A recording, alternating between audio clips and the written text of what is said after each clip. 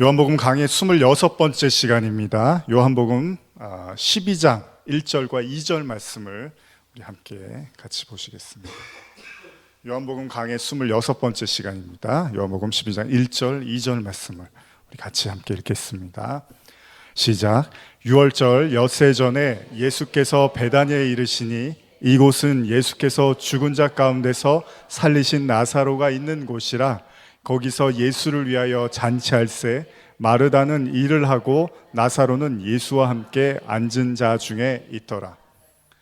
자, 설교 전에 제가 미리 말씀드리는데 오늘 설교 내용은 쉽게 보면 아주 간단한 내용인데 절대 그렇지 않은 것 같습니다. 이제 준비하면서 일주일 넘게 말씀을 계속 묵상하면서 말씀을 준비했는데 절대 가벼운 내용이 아닙니다. 그래서 여러분들이 오늘 말씀을 들으시면서 좀 생각을 잘 하면서 깊이 묵상을 하시면서 들으시면 더 좋을 것 같고요. 특별히 이제 가룟 유다가 등장을 합니다. 요한복음 12장 이후부터. 그래서 예수님의 이제 십자가형에 대한 이야기들이 요한복음 12장부터 이제 시작이 됩니다. 본격적으로. 해서 여러분들 말씀을 들으시면서 우리 자신에게 잘 적용하고 또 이것을 통해서 더 깊은 은혜를 또 발견하시기를 간절히 소원합니다.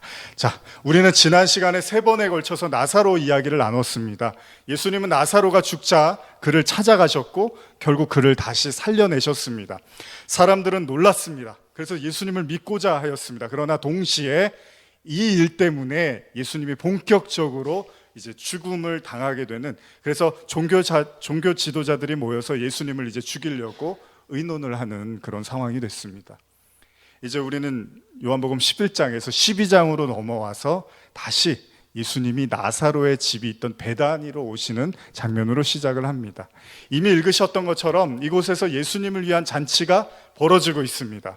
성경은 예수를 위한 잔치라고 분명히 기록을 하고 있습니다. 여기 12장 2절 보시면요, 이 잔치가 근데 누구에 의해서 배설이 된 잔치에 대해서는 잘 기록이 안 되는데 마태복음과 마가복음을 통해서 보면 거기에 나병 환자 시몬의 집이라는 표현이 있어요.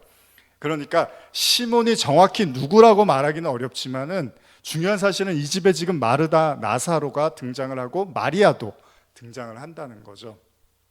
그러니까 서로 다 가까운 사이라고 추측을 할 수 있습니다. 마르다는 여느 때처럼 일을 보고 있고요, 나사로는 예수님의 곁에 앉아 있습니다. 근데 이때 예상치 못한 일이 벌어지는데요. 3절 한번 같이 읽어볼까요? 시작. 마르야는 지극히 비싼 향유 곧 순전한 나드 한 근을 가져다가 예수의 발에 붓고 자기 머리털로 그의 발을 닦으니 향유 냄새가 집에 가득하더라. 자, 마리아가 갑자기 이 잔치 속에 등장을 합니다. 그런데 마리아가 어떤 일을 하냐면 아주 비싼 향유를 갖다가 예수님의 발에다가 붓고, 향이 나는 기름이라고 보시면 됩니다. 그리고 예수님의 발에다가 부은 다음에 자기의 머리털로 예수님의 발을 닦더라는 거예요. 생각지 못했던 마리아의 행동에 사람들이 술렁이기 시작합니다. 자, 물론 우리가 충분히 이해할 수 있는 건 자신의 오라버니 나사로를 예수님이 살려주셨잖아요. 부활하게 하셨잖아요. 그러니까 마리아가 충분히 감사가 됐을 거예요. 그래서 그 기쁨이 너무나 큰 나머지 뭐라도 주님께 막 드리고 싶은 마음이 간절했을 겁니다. 그래서 자신이 가장 아끼는 것 중에 하나인 향유를 주님의 발에다가 붓고 심지어 머리털로 그 발을 닦아주는 모습을 보여주고 있습니다. 최대한의 존경의 마음을 표시했다는 겁니다. 4절에서 6절 한번 읽어볼까요? 시작. 제자 중 하나로서 예수를 잡아줄 가룟 유다가 말하되 이 향유를 어찌하여 300데나리온에 팔아 가난한 자들에게 주지 아니하였느냐 하니 이렇게 말함은 가난한 자들을 생각함이 아니요 그는 도둑이라 돈꾀를 맞고 거기 넣는 것을 훔쳐가미로라. 가룟 유다가 말합니다. 제가 현대로 한 번 더 5절만 읽어드릴게요. 그 정도의 향유라면 큰 돈이 될 텐데 왜 그것을 팔아 가난한 사람들에게 나눠주지 않는가 하고 나무랐다. 자, 마리아의 행동에 화가 난 유다는 마리아의 행동에 매우 경솔하고 바람직하지 못한 것이라고 지금 꾸짖고 있습니다. 자, 그는 지금 마리아가 한 행동을 돈으로 환산합니다. 다시 말하면 매우 합리적이고 실리적이지 못한 행동을 지금 마리아가 했다고 말을 하는 거잖아요. 그러기도 그런 게 유다의 말대로라면 300데나리온의 향유를 지금 예수님의 발에다가 쏟아버렸어요. 그런데 이게 노동자 하루 일당이라고 했으니까 한 데나리온이, 그럼 300이면 넉넉히 쳐서 10만 원으로 잡으면 향유가 얼마죠? 3천만 원이에요. 300만 원도 아닙니다. 3천만 원입니다. 2천만 원에서 3천만 원을 그냥 예수님의 발에다 쏟아버린 거예요.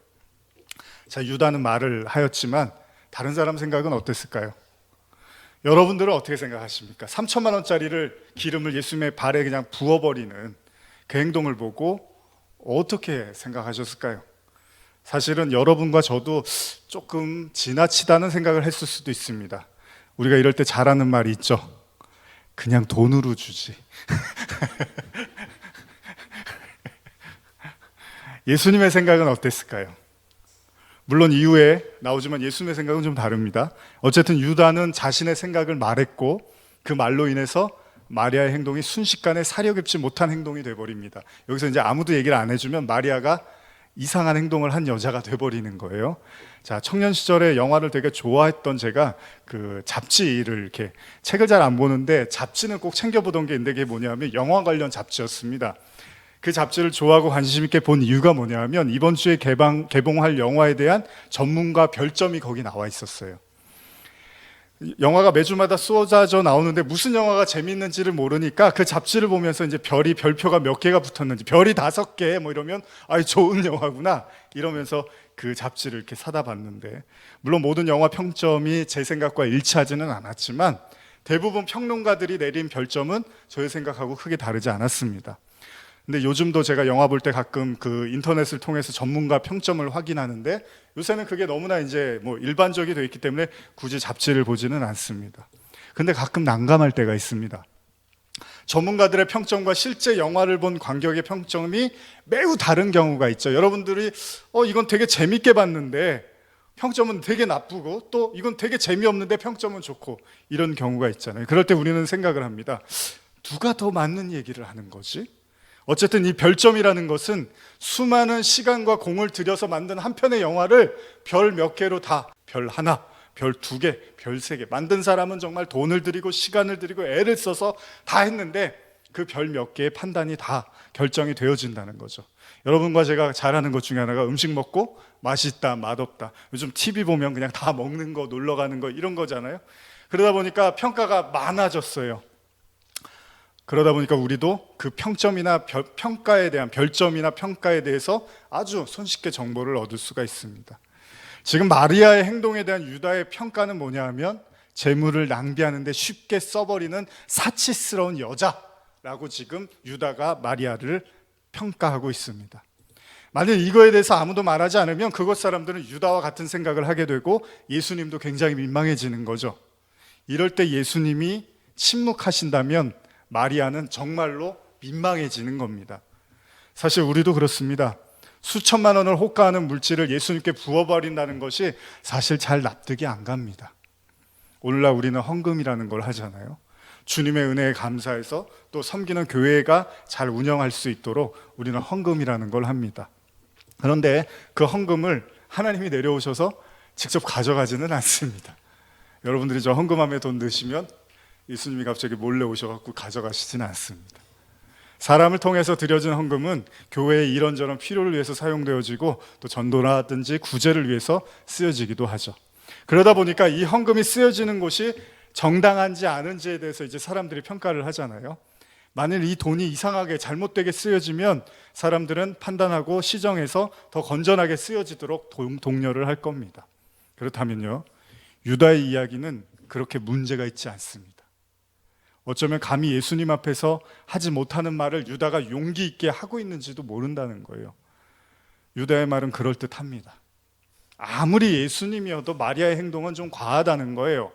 예수님도 반가워하지 않을 거고 사람들 보기에도 이거는 좀 너무 낭비하는, 지나치다라고 생각을 했던 거죠. 만일 이 내용을 예수님의 입장에서 말한다면 우리는 단순한 논리로 생각할 수 있는데요, 하나님을 위한 거라면 아까워하지도 말아라. 보통 우리가 이 본문을 가지고 그렇게들 많이 설교를 들으셨을 겁니다. 주님께 바치는 거는 인간적인 사고로 계산하지 말고 그냥 다 드려도 아까워하지 말아야 돼, 이렇게 이해할 수 있을 거예요.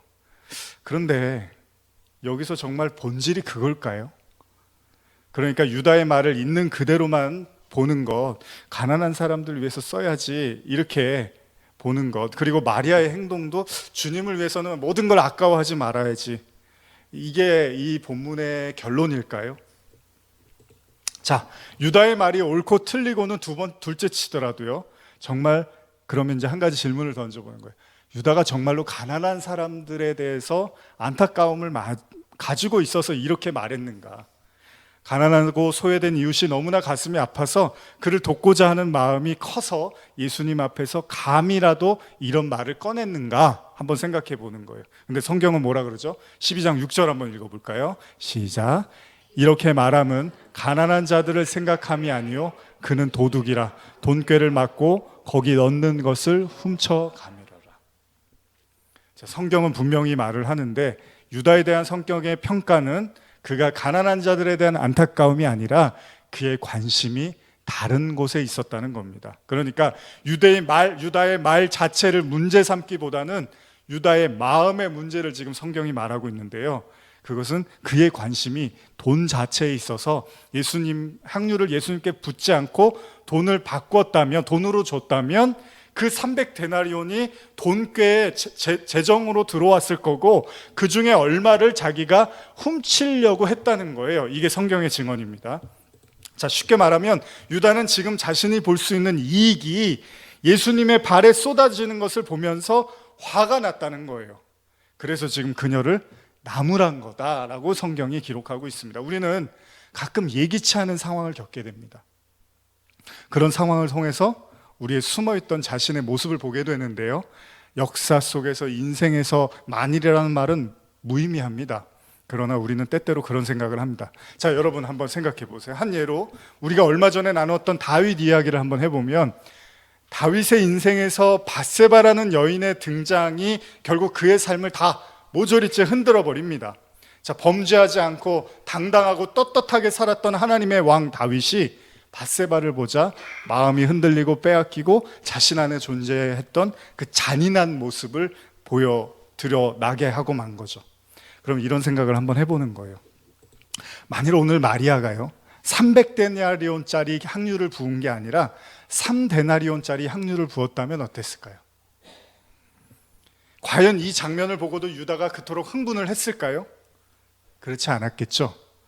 다른 관점에서 생각해 보면 300데나리온이었기 때문에 유다가 자기 속에 있었던 마음이 갑자기 튀어나와 버린 거죠. 속내를 충분히 털어놓기 좋았던 그 금액이 300데나리온이었다는 거예요. 누군가는 주님에 대한 특별한 희생이고 헌신이지만 누군가에게는 지금 이 행동 때문에 자신 안에 있는 감춰져 있는 발톱, 즉 자신의 본 모습을 확인시키게 해주는 계기가 됐다는 겁니다. 그러니까 성경은요, 유다가 돈을 사랑했다라는 사실, 즉 유다가 예수님을 쫓은 이유가 무엇이었느냐? 유다 개인적인 사리사욕을 취하기 위하였다라는 사실을 지금 명시하고 있다는 겁니다. 그런데 예수님이 지금 이 유다의 마음을 꿰뚫어 보고 계셨어요. 요한복음 12장 7절 8절 한번 같이 읽어보겠습니다. 시작. 예수께서 이르시되 그를 가만두어 나의 장래할 날을 위하여 그것을 간직하게 하라. 가난한 자들은 항상 너희와 함께 있거니와 나는 항상 있지 아니하리라 하시니라. 예수님이 하시는 말씀이 더 가관인데요, 느닷없이 주님은 마리아의 행동이 자신의 장래를 위한 거다라고 말을 합니다. 늘 그래 왔듯이 예수님이 던지는 말들은 뭔가 석연치가 않습니다. 마리아의 행동이 자신의 장래를 위함이었다? 이렇게 말씀을 하세요.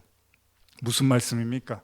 사실 오늘 예수님이 계신 곳은 예수님을 위한 잔치였습니다. 그곳에는 나사로를 비롯해서 요한복음 11장의 주인공인 마르다, 마리아가 등장하고요, 이 잔치는 나사로의 부활을 축하하는 모임처럼 보이기도 합니다. 이런 상황에서 또 느닷없이 주님은 자기의 장래를 언급해요. 내가 이제 곧 죽을 거야. 지금 마리아는 그걸 위해서 향유를 부은 거야. 마리아의 행동은 자신의 장래를 위함이라는 이 말도 사실은 이해가 잘 안 갑니다. 심지어는 다른 본문은 이 부분을 기념하여 널리 알리라고도 합니다. 자, 여러분 오늘 읽으신 여러분 이 본문은요, 예수님이 잘 하시지 않는 말씀인데 많은 사람들에게 이걸 알리라고 하셨어요. 그러니까 그 얘기는 뭔가 굉장히 심오하고 중요한 의미가 있다는 거예요. 마태복음 26장 13절 제가 읽어드릴게요. 내가 진실로 너희에게 이르노니 온 천하에 어디서든지 이 복음이 전파되는 곳에서는 이 여자가 행한 일도 말하여 그를 기억하리라 하시니라. 그러니까 그만큼 중요한 구절이라는 거예요, 이게. 그래서 제가 일주일 동안 끙끙 앓고 한번 생각을 해봤어요. 이게 도대체 왜 그렇게 말씀하셨을까, 예수님이? 여기서 더 깊은 의미가 뭘까? 자, 예수님의 잔치를 기념하는 자리에서 유다는 비싼 향유로 인해서 분노를 하고요. 예수님은 이를 저지하면서 자신의 장례를 언급합니다. 재미있는 사실은 마태복음에서도 이걸 기록하고 있는데요. 이거 한번 같이 읽어볼까요? 마태복음 26장 14절에서 16절입니다. 시작. 그때 12 중에 하나인 가룟 유다라 하는 자가 대제사장들에게 가서 말하되 내가 예수를 너희에게 넘겨주리니 얼마나 주려느냐 하니 그들이 은 30을 달아주거늘 그가 그때부터 예수를 넘겨줄 기회를 찾더라. 가룟 유다가 이 사건이 있은 다음에요, 예수를 팔기 위한 조건으로 은 30을 받습니다. 자, 향유를 깨트리고 마리아가 엄청난 칭찬을 받고 동시에 유다는 예수님을 생각하지 않는 사람이 되었고 이윽고 그는 실제로 예수님을 팔아버리는 행동을 옮깁니다. 근데 유다는 성경에서 말했던 것처럼 그의 목적이 예수를 통한 구원이 아니라 돈꾀였다고 해요. 그러니까 바로 자신의 이익을 위한 것이었음을 명확하게 지금 보여주는데, 그렇다면 이 사건을 단순하게 생각해 본다면 예수님을 사랑하는, 즉 예수님을 믿는 자들은 자신의 소중한 것을 아낌없이 내어드리지만 반면에 예수님에 대한 믿음을 갖지 못한 자들은 예수를 팔아서라도 자기의 이익을 보려고 한다는 겁니다. 이건 되게 단순한 논리입니다. 그러니까 사람들도 그런 것처럼 자신이 아끼고, 여러분들도 그렇잖아요. 여러분들이 아끼고 사랑하는 사람에게는 뭐를 해줘도 아깝지가 않습니다. 특히 자녀들이 그렇죠. 목숨도 내어줄 수 있습니다. 여러분들에게 지금 아마 목숨까지 당장 오늘이라도 내어줄 수 있는 사람 하면 자식들을 위해서는 충분히 가능하실 겁니다. 그런데요, 그렇지 않은 사람에게는 굳이 그럴 필요가 없습니다. 돈도 아깝고요, 시간도 아깝고 목숨은 당연히 아까운 법이죠. 자, 마리아에게 지금 300데나리온의 의미는 별로 중요하지가 않습니다. 그게 비싼 거고 비싸지 않든 이거는 마리아에게 지금 중요한 게 아니라 어떻게든 예수님에 대한 존경심과 사랑을 보여주고 싶었던 거예요. 근데 유다는 좀 다르다는 겁니다. 주님을 위해서 그렇게 비싼 낭비를 하는 것도 못마땅하지만 그러다 보니까 자신에게 더 이상 이익이 되지 않는다면 굳이 위험을 감수하면서까지 예수를 쫓을 필요가 없다는 생각을 하게 된 거예요. 그러기에 그가 할 수 있는 게 뭐냐 하면 예수를 팔아서라도 자신의 이익을 볼 수 있다면 그 방법을 택하겠다는 겁니다. 우리는 종종 유다의 배신이 예수를 더욱 공개적으로 알려서 그가 십자가형에서 기적을 행해서 더 많은 사람들에게 인정받고 심지어는 정치적으로도 능력을 발휘해서 로마 치하에 있는 이스라엘을 구원하게끔 유도하려는 식으로 가룟 유다의 그 배신을 이해하려는 경우가 있는데, 근데 안타깝게도 성경은요 그런 말을 안 쓰고 있습니다. 유다가 이스라엘 백성들을 너무 사랑해서 정의와 그런 나라에 대한 사랑 때문에 그가 예수님을 배신해서 어떤 더 큰 일을 벌리려고 했던 게 아니라 그냥 성경은 돈을 좋아했다고만 이렇게 이야기를 하고 있습니다. 그리고 도적이라고 이야기를 하고 있습니다. 그러니까 다시 말하면 가룟 유다는 예수님을 따르면서 손해보고 싶은 마음은 없었다는 거예요. 유다는 철저하게 계산적이었다고 지금 성경이 묘사를 하고 있는데 이게 사도행전에 더 구체적으로 나와 있습니다. 사도행전 1장 17절 18절 한번 같이 읽어볼까요? 시작. 이 사람은 본래 우리 수 가운데 참여하여 이 직무의 한 부분을 맡았던 자라. 이 사람이 불의 삭스로 밭을 사고 후에 몸이 곤두박질하여 배가 터져 창자가 흘러 나온지라. 사도행전은요, 유다가 불의의 삭스로 밭을 샀다고 기록을 하는데, 제가 한번 사전을 찾아보니까요, 백과사전에 유다가 예수님을 따라다니면서 3년 동안을 따라다니면서 이제 헌금이나 이런 걸 받잖아요, 제 헌물들을. 그러면 유다가 일부를 횡령했대요. 그래서 몰래 땅을 샀대요, 그 돈으로. 그러니까 결국 유다의 목적은 예수님을 통해서 자신의 재산을 축적하고자 했다는 겁니다. 그리고 오늘 마리아의 사건에서 예수님께서 자신을 나무라자 분에 못 이겨서 예수를 팔고자 마음을 먹게 된 거라는 거예요.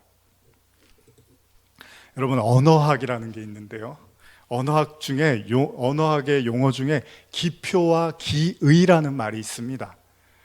쉽게 말하면 우리가 이렇게 문자로 볼 수 있는 것을 글씨라고 하죠. 이걸 기표라고 하고요, 그 기표가 가르치는 뜻을 기의라고 합니다. 의미라고 하는데, 예를 들면요, 제가 사과라는 말을 쓰면 여러분들은 뭘 떠올리죠? 사과를 떠올리죠. 파란 사과, 빨간 사과, 이런 사과를 떠올릴 거예요. 그러나 사과라는 말은 또 다른 의미를 생성합니다. 어떤 의미가 있죠? 누구한테 미안하고 누구한테 잘못했을 때 사과를 이렇게 하기도 하죠. 그래서 사과를 직접 주기도 하잖아요. 그러나 어떤 사람은 달콤한, 달달하는 생각을 하기도 해요. 그러니까 사과가 주는 것은, 또 어떤 사람은 사과가 빨가니까 유혹적인, 매혹적인 걸 또 생각할 수도 있을 거예요. 무슨 말이냐면, 보여지는 단어만으로는 모두가 똑같은 생각을 할 거라고 하지만 사실 그렇지는 않다는 거예요. 지금 제가 이렇게 설교를 하잖아요, 여러분들 다 다르게 생각하실 수 있습니다.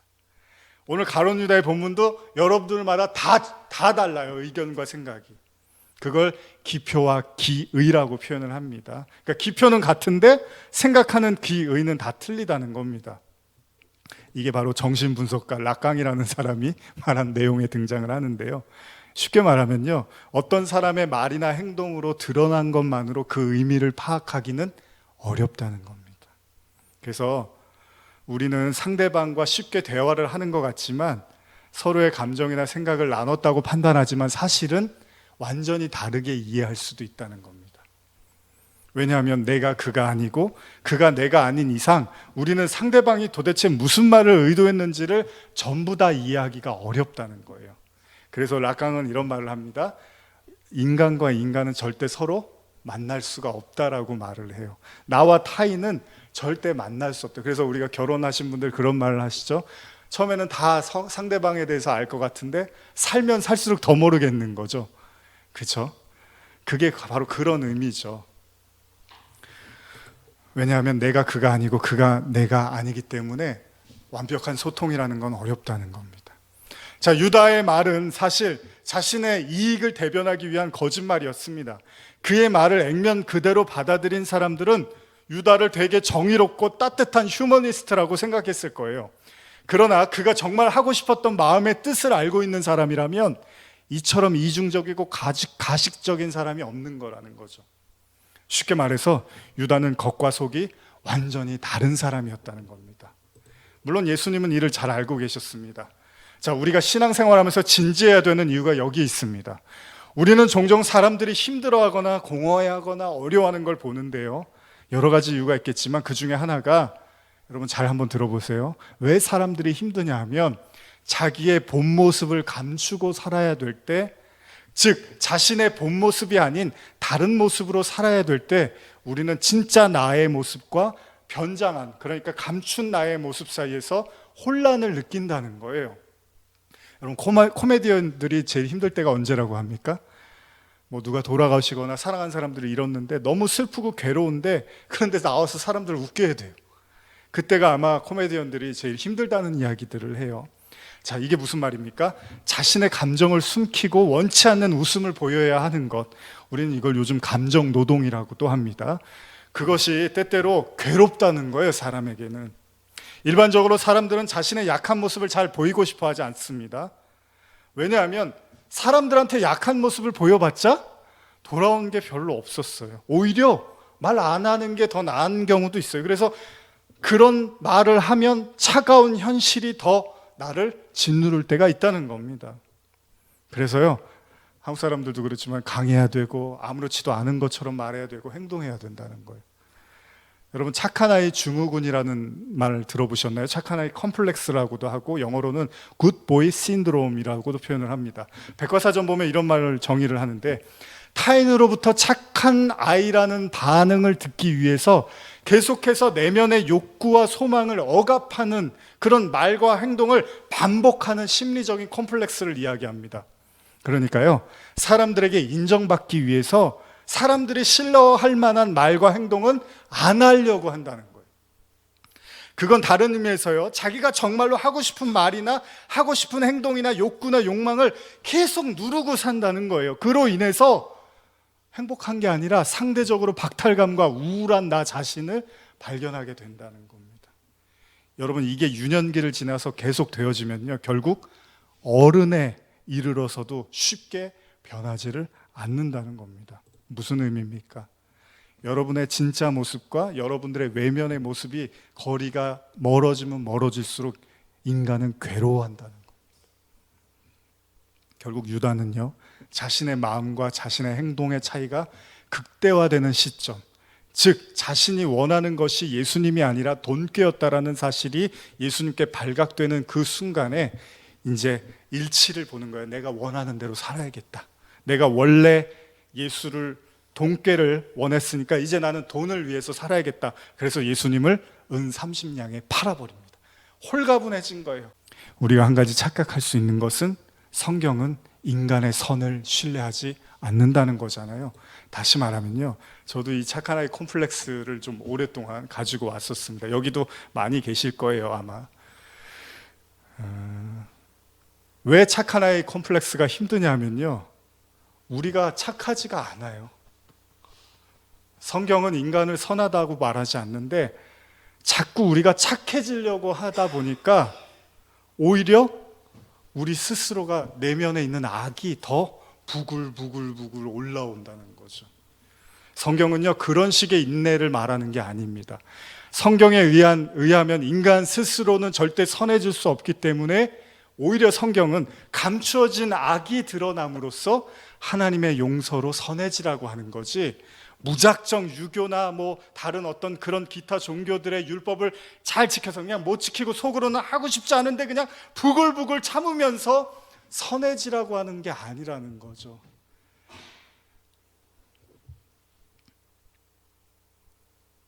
감춰진 걸 드러내고 하나님의 은혜로 용서를 받는 것이 성경의 말씀입니다. 유다 또한 이제야 비로소 본인의 자신의 본 모습으로 돌아갔습니다. 예수님을 3년 쫓아다녔지만 유다는 땅의 소망을 버릴 수가 없었어요. 단순한 필요의 차원을 넘어서서 그는 땅에 자신의 재물을 쌓기 위해서 예수님의 돈꾀에 손을 대는 과감함도 보였고요. 그리고 나아가서 예수님께 자신의 모든 것을 들여서 헌신하는 여인을 향해서 비난하면서 더 이상 예수님에 대한 존경과 존중심도 가지고 있지 않다는 사실을 드러냈습니다. 여인이 향유를 통해서 예수님의 십자가의 장례를 준비하는 이 시점에 가룟 유다는 철저하게 원래 처음의 상태로 돌아왔고 이제 자신의 스승까지도 팔아넘기는 과감한 사람이 되어버렸다는 거예요. 왜 그럴까요? 어떻게 이렇게 됐을까요, 유다가? 다시 한번 요한복음 12장 8절 한번 읽어볼까요? 시작. 가난한 자들은 항상 너희와 함께 있거니와 나는 항상 있지 아니하리라 하십니다. 현대어로 한번 읽어드릴게요. 가난한 사람은 마음만 먹으면 언제라도 도울 수 있다. 그러나 나는 너희와 그렇게 오래 있지 못할 것이다. 예부터 이런 말씀이 있습니다. 가난은 나라님도 해결하지 못한다고. 유다의 무례한 말을 들은 예수님은 유다에게 말씀하십니다. 네가 돈을 좋아해서 그렇지라고 나무라지 않아요. 그 자리에서 예수님이 유다를 나무라지 않습니다. 오히려 유다의 말에 답변을 하시는데, 가난한 자들은 항상 있다. 역사 이래로 빈부격차는 항상 존재했고 그 갈등도 항상 있었다. 그래서 잘 사는 사람이 있으면 가난한 사람도 항상 존재했다. 이것이 유다에게 어떻게 들렸을까요? 유다는 왜 이 말을 들은 후에 예수님을 팔려고 했을까요? 말씀을 통해서 우리가 한 가지 생각해 볼 수 있는 단서가 있는데, 예수님의 말씀은 그의 목적이 단순히 가난한 사람을 돕는 것에 목적이 있지 않았다는 거잖아요. 물론 이러한 예수님의 말씀은 오병이어 사건에서도 분명히 언급하셨습니다. 예수님은 직접 자신의 입으로요, 오병이어의 목적이 단순한 배고픔의 해결이 아니라고 말씀하셨습니다. 그때 사람들이 다 실망해서 많이 돌아갑니다. 이문열의 소설 사람의 아들이라는 책을 보면요, 기독교 신앙의 회의를 가진 민요섭이라는 사람이 등장을 합니다. 이 사람이 신의 존재를 인정하고 싶어 하지 않습니다. 신학도 했고 성경도 공부했는데 오랫동안 크리스찬이었는데 신의 존재에 대해서 더 이상 인정을 못 하겠는 거예요. 왜 그런 줄 아십니까?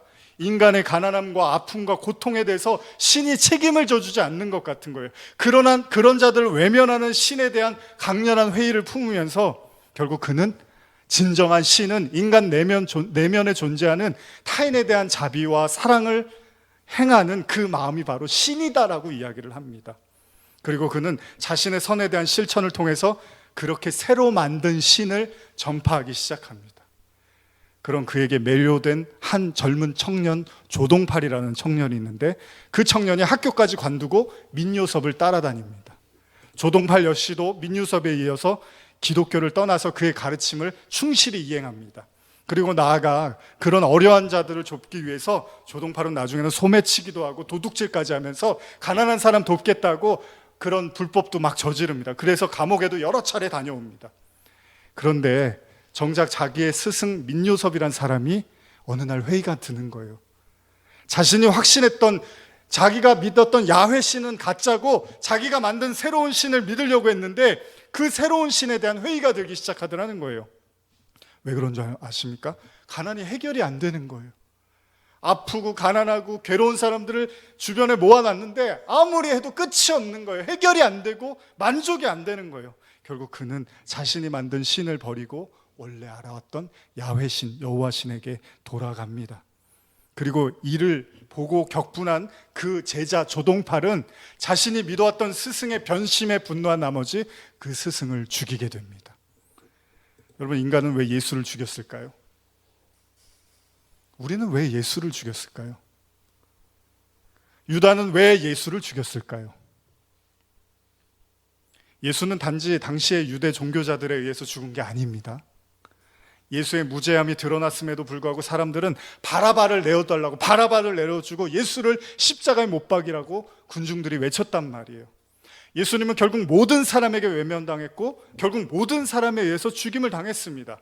여러분, 하나님이 굳이 여러분과 저에게 가장 큰 죄를 묻는다면 뭐죠? 하나님의 아들을 우리가 죽였다는 거예요. 사람의 아들 소설 속의 조동팔은 가난한 백성을 도외시하는 하나님이 싫었습니다. 그러한 자들 위해서 실천을 강조한 차라리 민요섭이라는 사람이 훨씬 더 멋있어 보였습니다. 그러나 민요섭은 자신의 신념을 부정하자 결국 그를 죽입니다.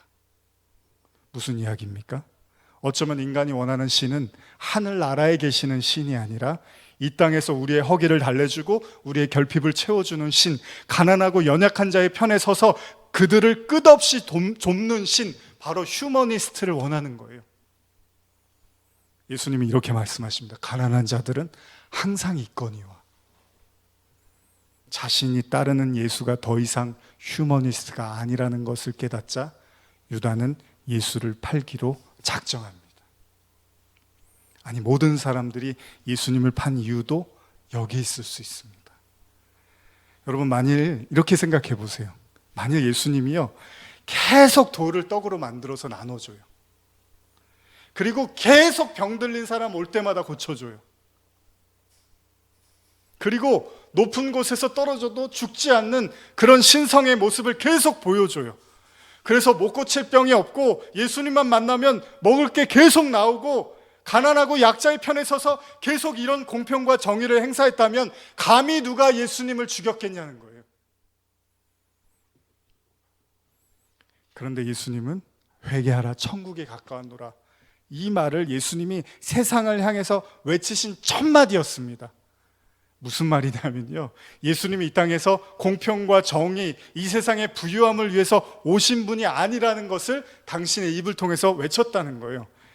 그가 마지막까지 이 땅에서 무기력한 십자가로 돌아가신 이유는요, 새로운 나라, 영원한 나라, 진정 하나님과 공존하는 완전한 나라를 위해서 이 땅에 오셨다는 거예요. 이게 유다가 마음에 안 들었던 거예요. 이게 가룟 유다가 예수를 팔아버린 결정적인 이유였어요. 유다는 예수님이 휴머니스트가 되기를 원했던 거죠. 그러나 예수님은 자꾸 보이지도 않는 하나님의 나라를 외치더라는 거예요. 유다는 더 이상 예수님을 따라다닐 이유를 찾지 못했습니다. 유다는 이 땅의 걸 포기할 마음이 없었습니다. 아니, 그에게 하나님의 나라는 안중에도 없었다는 거예요. 그렇습니다. 하나님의 나라도 어찌 보면요, 여러분과 저도 잘 생각해 보셔야 돼요. 인간에게 더 좋은 삶을 살기 위한 것. 여러분, 하나님 나라 들어가고 싶으시잖아요. 왜요? 더 행복하니까, 더 기쁘니까. 그럼 그것도 욕심이잖아요. 여기서 행복할 거, 죽어서도 행복하고 싶으면 그것도 더 강렬한 욕심이잖아요.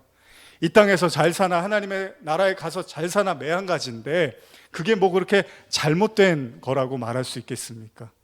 그러나 그것은 하나님의 나라를 매우 단편적으로 이해하고 있는 겁니다. 여러분, 하나님의 나라는 뭘까요? 하나님의 나라의 핵심은요, 하나님하고 같이 사는 겁니다. 그러니까 더 행복하고 더 잘 살고 더 기쁘고는 두 번째고요. 저와 여러분들이 하나님 나라에 가고자 하는 이유는 하나님하고 같이 살기 위해서 가는 겁니다. 다시 말하면요, 유다는요, 여러분 한번 잘 생각해 보세요. 유다는 행복해지기를 원했지만 하나님을 원하지는 않았어요. 그는 마지막 자신의 행복을 위해서 하나님의 아들을 버리는 방법을 택했다는 거예요. 굳이 제가 베드로하고 비교를 하면 베드로는 마지막 순간까지 예수님을 지키려고 했어요. 물론 나중에 저주하고 팔았지만 그래도 안 됩니다, 주님을 지킬게요 라고 했는데, 어쩌면 베드로의 마음에는 예수님을 부인하긴 했지만 죽음 때문에 두려워서, 그러나 그의 마음속에는 겨자씨보다 작을 그 하나님에 대한 믿음과 소망을 가지고 있었을지도 모른다는 거예요. 여러분, 하나님의 나라의 핵심은 뭡니까? 행복이 아닙니다. 하나님 나라의 핵심은 인간의 개인적인 기쁨과 핵심의 차원이 아니라 하나님과 여러분들이 공존하는, 같이 사는 것을 하나님 나라라고 정의한다는 거예요. 다시 말하면요, 하나님 없는 행복, 그것이 바로 선악과를 먹은 인간의 죄잖아요. 무슨 말이냐면 인간이 하나님처럼 돼서 하나님 없이도 에덴을 살고 싶어하고 행복한 삶을 살고 싶어하는 거, 원죄를 가진 인간은 끝없이 이런 삶을 시도한다는 거예요. 하나님 없이도 행복할 수 있는 방법을 찾고요, 그 순간에 어느 순간에 그걸 누리고 싶어 한다는 거죠. 그러나 우리는 이것을 단순히 믿지 않는 자들로만 국한시켜서는 안 됩니다. 예수님을 죽인 것은 하나님의 백성들이었습니다. 다시 말하면 예수님을 판 사람은 예수님의 제자였고 예수님 가까운 사람이었다는 거죠. 어떻게 가능했을까요? 이제 말씀을 좀 마무리하면서 정리를 하려고 하는데, 마태복음 15장 4절에서 9절 한번 같이 읽어볼까요? 시작. 하나님이 이르셨을 때 내 부모를 공경하라 하시고 또 아버지나 어머니를 비방하는 자는 반드시 죽임을 당하리라 하셨거늘, 너희는 이르되 누구든지 아버지에게만 어머니에게 말하기를 내가 드려 유익하게 할 것이 하나님께 드림이 되었다고만 하기만 하면 그 부모를 공경할 것이 없다 하여 너희의 전통으로 하나님의 말씀을 패하는도다. 외식하는 자들아, 이사야가 너희에게 관하여 잘 예언하였도다. 일러스되 이 백성이 입술로는 나를 공경하되 마음은 내게서 멀도다. 사람의 계명으로 교훈을 삼아 가르치니 나를 헛되이 경배하는도다 하였느니라 하시니라. 현대로 제가 5절 읽어드리면, 그런데 너희는 그 말을 내 부모에게 필요한 것을 못 해줄지라도 그 대신 돈을 하나님께 바치면 용서받는다고 고쳐 말한다. 이렇게 너희는 인간이 만든 규칙으로서 부모를 공경하고 받들라고 하신 하나님의 계명을 무시하고 있다. 무슨 말씀입니까? 신앙인들이요, 당시의 신앙인들이 하나님께 제물을 바치면 모든 도리를 다 했다고 생각했다는 거예요. 핵심은 무엇입니까? 그들의 신앙은 온전히 자신을 하나님께 드리는 게 아니라 바로 제물을 드리면 된다고 생각을 했던 거예요. 그리고 나머지는 마음대로 생각했다는 겁니다. 그들은 하나님조차도 물질 세계로 끌고 들어와서 하나님은 인간의 물질을 받고 그에 따라서 복을 주고 저주를 하는 저급한 신으로 만들어 버렸다는 거예요. 그들은 하나님을 물질의 신, 즉 만몬으로 만들어 버린 것입니다. 그 신은 끊임없이 물질 세계에 들어와서 인간에게 재물을 요구합니다. 그리고 그것으로 인간을 심판하고 두렵게 만듭니다. 그리고 인간은 그 신을 만족시켜주기 위해서 끝없이 물질을 추구합니다. 급기야 예수까지 팔아서도 그 물질을 세계에서 강자가 되려고 한다는 거예요. 왜냐하면 그것이 이 땅에서의 복이고 하나님의 축복이라고 여겼기 때문이죠. 그들에게 필요한 것은 하나님이 아니라 나를 만족시켜줄 재물이라는 겁니다. 왜 예수님은 마리아의 헌신을 두고두고 말씀하라고 하셨을까요? 하나님 나라를 말하는 예수를 이용하여 자신의 이득을 취하려는 유다와는 달리 마리아는 자신의 전부를 깨어서라도 그리스도와 하나 되기를 원했습니다. 여러분, 비싼 재물이 지금 문제가 아닙니다. 오히려 재물을 마리아는 넘어서 버렸습니다. 핵심은요, 마리아는 복음을 알고 있었다는 거예요. 복음의 진수는 살기 위해서 이 땅에 재물을 쌓는 것이 아니라 십자가에 나를 못 박는 것이 바로 예수와 하나 된다는 사실을 마리아는 알고 있었다는 겁니다. 유다가 자신을 팔 것을 알자 주님은 요한복음 12장에서 이렇게 말씀하십니다. 이거 한번 읽고 마치겠습니다. 요한복음 12장 23절 25절입니다. 그 유명한 말씀이죠. 시작. 예수께서 대답하여 이르시되 인자가 영광을 얻을 때가 왔도다. 내가 진실로 진실로 너에게 이르노니 한 알의 밀이 땅에 떨어져 죽지 아니하면 한 알 그대로 있고 죽으면 많은 열매를 맺느니라. 자기의 생명을 사랑하는 자는 잃어버릴 것이요 이 세상에서 자기의 생명을 미워하는 자는 영생하도록 보존하리라. 가룟 유다가 절대 마음에 품지 못했던 믿음이 바로 하나님 나라였습니다. 여러분과 제가 오늘 이 본문을 통해서 반드시 깨우쳐야 될 것이 있다면 하나님 나라는 나를 깨트리지 않고는 절대 볼 수 없다는 겁니다. 유다는 자신을 깰 마음이 없었습니다. 유다는 이 땅에서 자신의 재물을 쌓고자 예수를 팔러 떠납니다.